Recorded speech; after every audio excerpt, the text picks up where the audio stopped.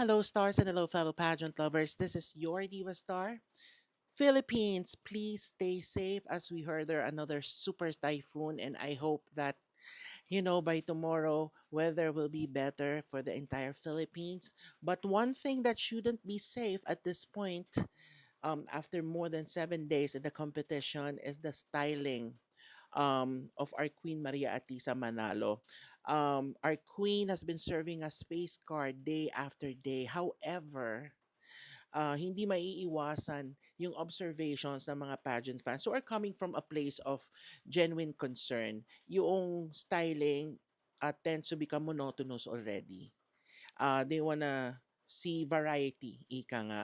Ako naman personally, I wanna see some pop of color, bold prints, 'di ba? Ika nga, because just a beautiful face and wala na tayong problema sa department na 'yan. I appreciate the effort that she do her own hair and makeup, but it would be exciting to see some styling sa hair.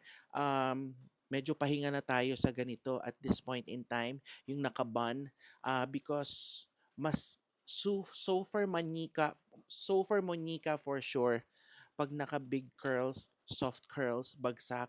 Let's do that for the upcoming days. For sure, they have plans of what to wear, but yeah, I wouldn't mind seeing some sparkles at this point of the competition for the big events or special events, di ba? Um, Kasi ano pukpukan. I mean, the Latinas are doing their thing. I know that we have our own strategy, but yeah, I wanna see some new looks in the upcoming days. 'Di ba? I'm not sure if you guys agree, but the face card is there. We just need to do some variety sa styling. Let me know your thoughts. Cheers.